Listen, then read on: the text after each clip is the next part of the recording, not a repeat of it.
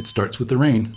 Not a storm, just the kind that lingers, steady, rhythmic tapping against the cold metal of the morgue's ventilation pipes. The hum of the lights is low and uneasy, and somewhere in the background a single fluorescent bulb flickers, as if trying to warn me away. I've spent decades in rooms like this one. Autopsies, evidence, reports. The work of a forensic pathologist is as predictable as the rising of the sun. But sometimes something refuses to stay buried. My name is Dr. Michael Harris. For 30 years, I've seen everything. The violence people do to each other, the sudden betrayals of the human body, the quiet ways life slips away. But there's one case that won't leave me alone. One name that echoes every time I close my eyes. Daniel Reeves. It was a Tuesday morning when the call came in. A 28-year-old male found unresponsive in his apartment. No signs of struggle. No drug paraphernalia. No trauma. Just gone. The paramedics who arrived first were shaken. Not because of what they saw, but because one of them had known Daniel personally. He'd been one of their own. A paramedic himself. By the time the body reached my table, rigor mortis had set in. Everything about him looked normal. The kind of quiet, peaceful stillness you'd expect in someone who simply fell asleep. But there was something about the air in the room. The technicians felt it too. That subtle, almost imperceptible weight, like the silence before a confession.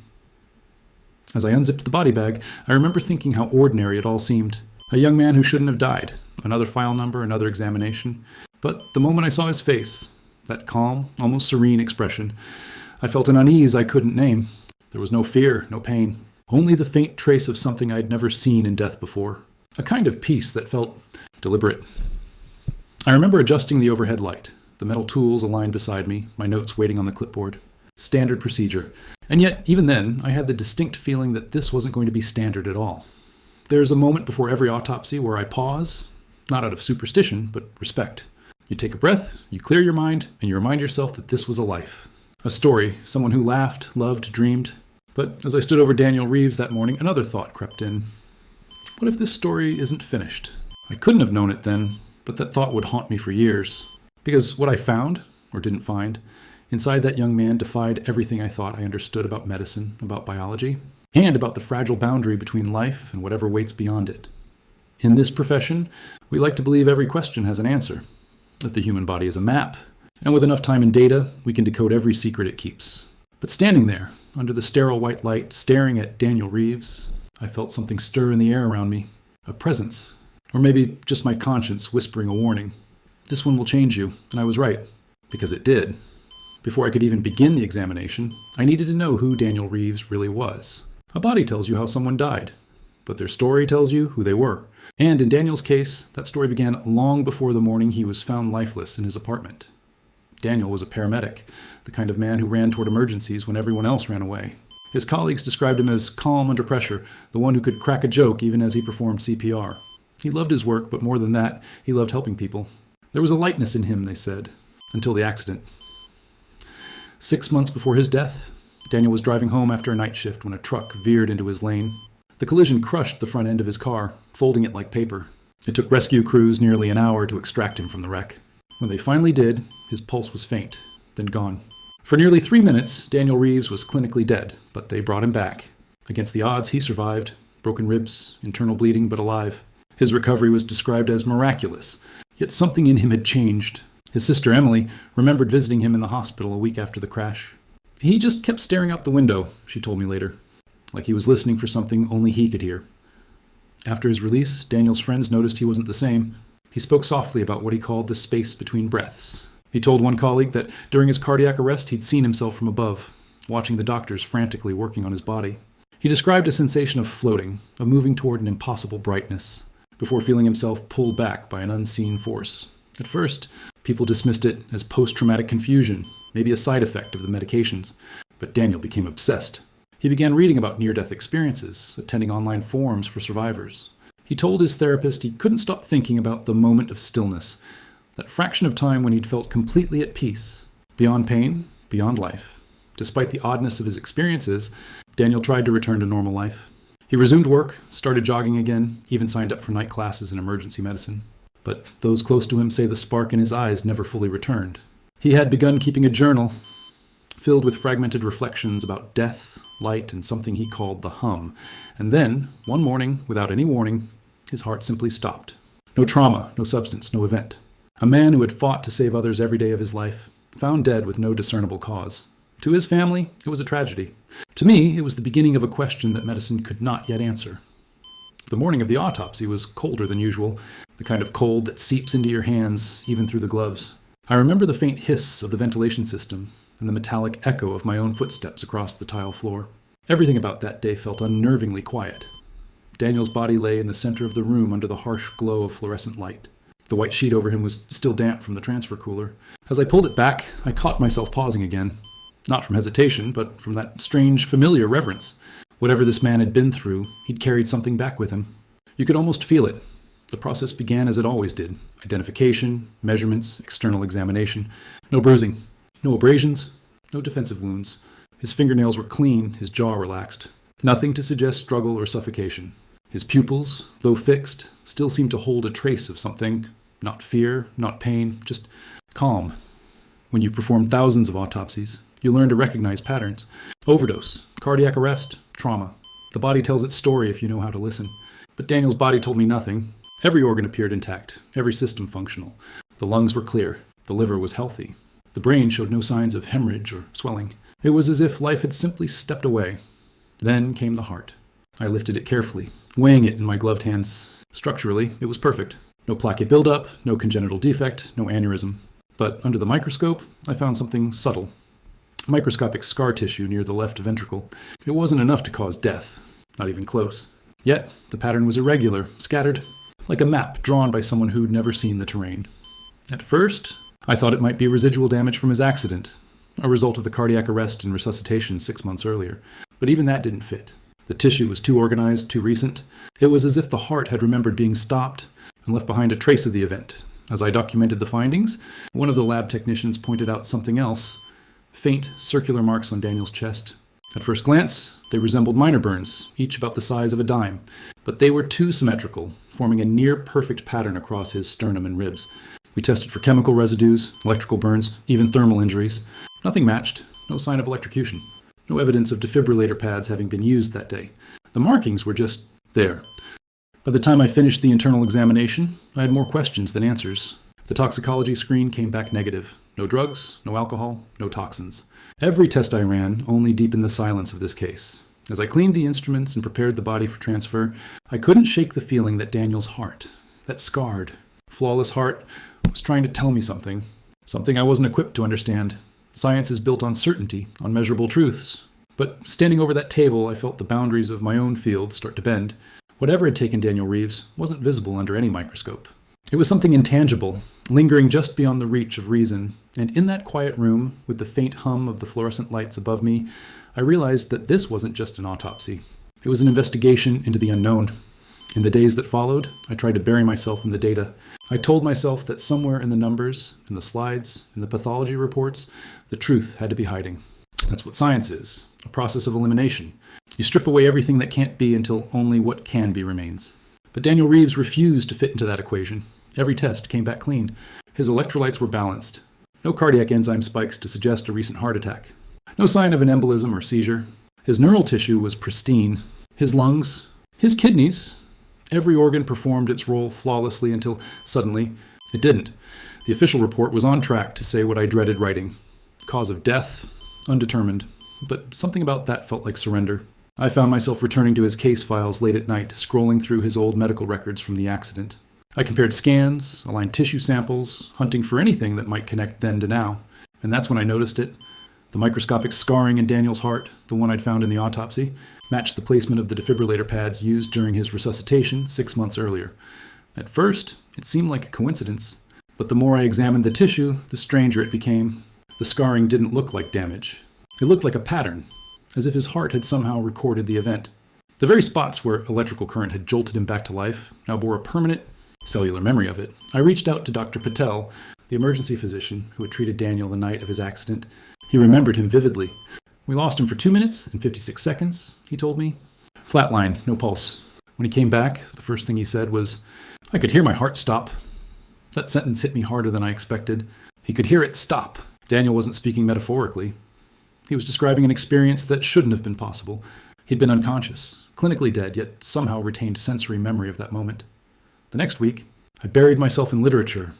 journal after journal about cardiac memory, near-death experiences, and the possibility that the human body might encode trauma in ways we can't yet measure. One article theorized that during extreme stress, neurons in the heart, yes, the heart has its own nervous system, might act like data storage, imprinting an echo of intense electrical events. The deeper I went, the more it consumed me. I wasn't just studying Daniel anymore. I was chasing something else, an explanation that sat just beyond the edge of science. Every night, I found myself thinking about the scarred tissue in his heart, the faint marks on his chest, the stillness on his face. Maybe it was grief, or guilt, or obsession, but I started to feel that whatever happened to Daniel Reeves wasn't a simple cardiac failure. It was as if something had called him back once, and then called him back again, and this time he didn't return. There are things a forensic pathologist never includes in an official report. Not because we want to hide them, but because there's no language, no category for what we've seen. This was one of those things. It was the third night after Daniel's autopsy. I'd stayed behind to finish documentation. Standard follow-up notes, labeling slides, checking toxicology once more. The lab was empty, except for the sound of the refrigerator compressors humming softly in the background. The clock on the wall ticked like a heartbeat in the stillness. I remember glancing at the heart monitor sitting on the counter, an older ECG unit that hadn't been used since earlier in the day. The cables were neatly coiled, the machine unplugged, harmless, silent. But then, as I was entering data, a sound made me stop, a faint electrical hum. At first, I thought it was the ventilation system, but when I looked up, the monitor's screen flickered, a dim green pulse of light across the darkness. My chest tightened. I knew it wasn't possible. The unit wasn't connected to anything. No power, no electrodes, nothing.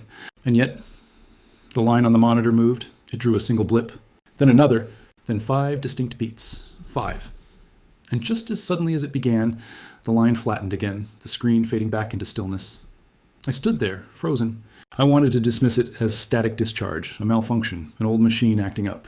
But the ECG's paper reel, the kind that logs every electrical impulse, had recorded it. 5 perfect rhythmic beats. No erratic spikes, no interference, just life. The next morning, I checked every outlet, every wire, every grounding line. Everything was disconnected. The machine was in perfect working order. I even asked a technician to replicate the reading, to see if residual current could cause a false signal. It couldn't. The monitor stayed blank. I never filed the event. How could I? There's no box on the form for the dead man's heart monitor came alive. But I wrote it down in my private notes. Not as evidence, but as memory. Because something in that room had stirred. And whether it was an echo of energy, a mechanical glitch, or something beyond the measurable, I'll never know. That night, as I drove home, I couldn't shake the image of Daniel's body, calm, untouched, still. The faint circular markings on his chest glowed in my mind like phantom lights. And for the first time in my career, I wondered if I was the one being examined, if the mystery wasn't inside him, but within the limits of my own understanding. People think death is silence. But that night, in that sterile, humming lab, I heard something whisper back. Science has rules. But that night, one of them broke. Months passed, but Daniel Reeves did not fade from my mind. His case file sat on the corner of my desk like a ghost that refused to leave. Every time I thought about closing it for good, something in me hesitated, as if doing so would be an act of betrayal. The official report remained unchanged. Cause of death, undetermined. But unofficially, I knew it was more than that. It was late autumn when I received a letter from Daniel's mother. She thanked me for the care and dignity I'd shown her son and invited me to attend a small memorial at their home. Normally, I don't go to those. It's easier to keep the distance, to stay the scientist, the observer. But something told me I needed to be there. Their house was modest, warm, filled with photographs. Daniel's smile stared back from every frame. Graduation pictures, him in uniform, laughing with his sister on a hiking trail. He looked alive in a way that memory can't quite capture. His mother, gentle and soft-spoken, handed me a worn leather journal. He wrote this after the accident, she said. We thought you might want to see it. That night, I sat in my car and opened it under the dim light of the dashboard. The handwriting was shaky at first. Fragmented sentences, half-thoughts. He wrote about the hospital, the pain, the machines. But as the pages went on, the tone changed. The entries became almost poetic.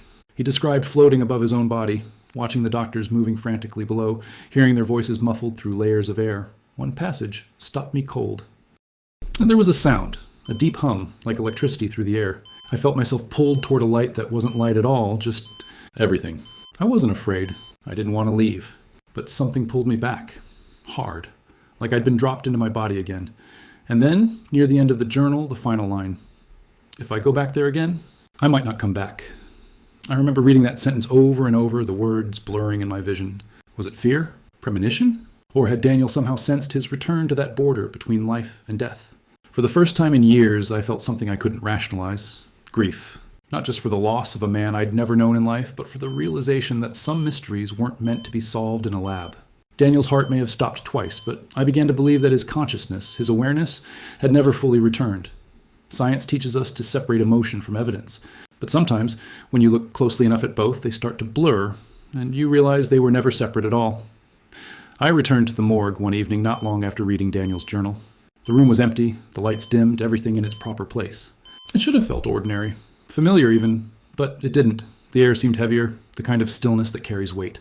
I stood there, staring at the stainless steel table where Daniel Reeves had once lain, and for the first time, I allowed myself to simply feel the silence.